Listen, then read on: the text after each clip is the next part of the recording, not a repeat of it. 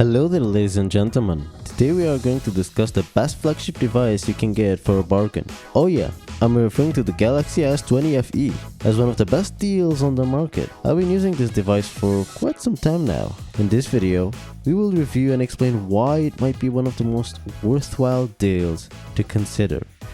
Let's talk.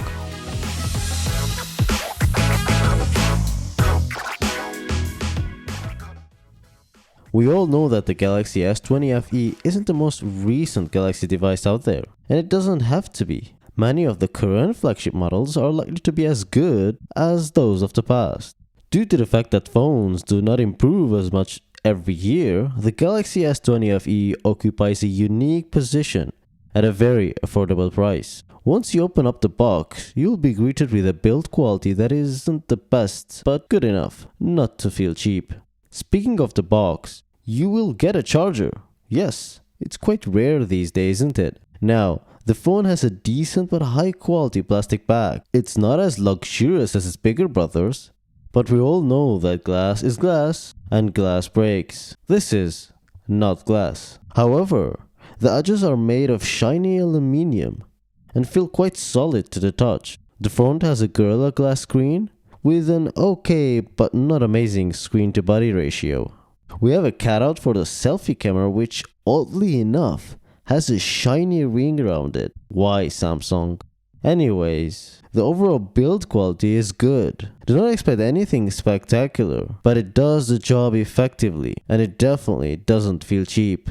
Speaking of the screen, which is the first thing you will actually see apart from the design, it is a Super AMOLED at 1080p with HDR+. It resembles the AMOLED screen on my Galaxy Tab S7 Plus. It looks flagship and honestly feels like one too, thanks to the smooth 120Hz display, stunning blacks, excellent colors, good resolution, 120Hz display, and good brightness. Apart from the brightness, which only goes over 600 nits, if this isn't the flagship for 2022, I don't know what is. There is no doubt that the display is excellent and even overkill for the price, easily comparable to today's flagship devices. Apart from the brightness. Next, we will discuss the processing power, which is a second factor you might not be able to see, can definitely feel. And oh, the feeling is good. Might not have the latest Snapdragon around, but it does have a flagship Snapdragon 865 from 2019. It's a flagship chip and can easily take over budget phones from 2022. Everything works smoothly on the phone, animations are fast, and apps and games work as they should. The phone does not feel like a budget phone, and it has a lot more power than is necessary for most people. Moving on.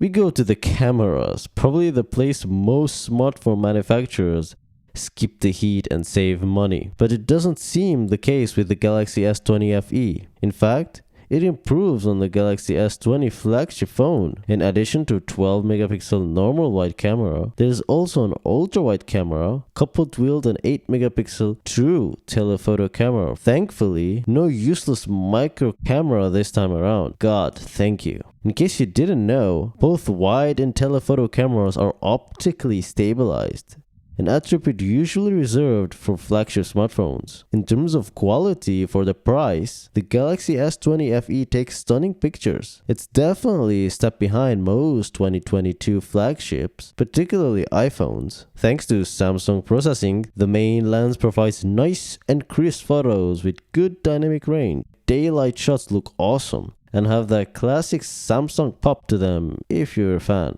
The pictures taken at night are also very impressive, although they suffer quite a bit in dynamic range with a lot of noise. The night mode makes up for this by improving your shot, so in the end you get a pleasing result. As long as you're using night mode, you're good to go. The photos look stunning at night. Wide-angle shots are not as impressive but still good enough. Typical wide-angle camera quality, I guess. And telephoto shots are awesome. They are a huge step forward compared to digital zoom. Even on 8x zoom, things look, well, quite acceptable. The 4x optical ones look great. I mean, optical is optical.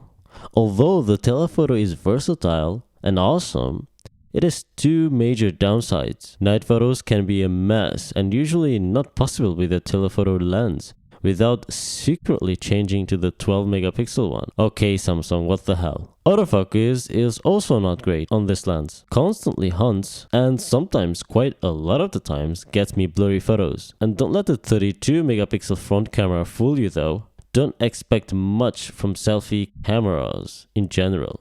And this one is no exception. It's okay for occasional selfies, and the dynamic range is quite acceptable for a front-facing camera, unless they don't look blurry and unclear. I say that because the front camera has a sensor size big enough to create a background blur, and you're stuck with that as it doesn't have any autofocus.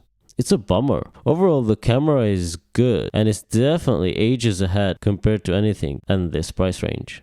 Finally, we get to battery life. And honestly, I can't complain way too much. It has a 4500 mAh battery, and a phone that has a 120Hz screen is pretty okay. I usually get around 5 to 6 hours screen on time, with low to medium brightness, 120Hz, and loads of media consumption. I expect less battery life if you're using the brightness way too high. I can get through a day or even a day and a half with my battery fully charged, although if you're going to use the phone as a camera, you'll deplete the battery in no time. I've also not roughly tested the battery life while gaming, so let me know in the comments down below if you have experience with that. Overall, the battery life is pretty good as long as you're on medium or low brightness. Summarize, in a competitive market where flagship phones are typically cost hundreds of dollars, the Galaxy S20 FE offers excellent value for the money, as well as something that is truly unique at an affordable price. Obviously, you will not receive the best of the best,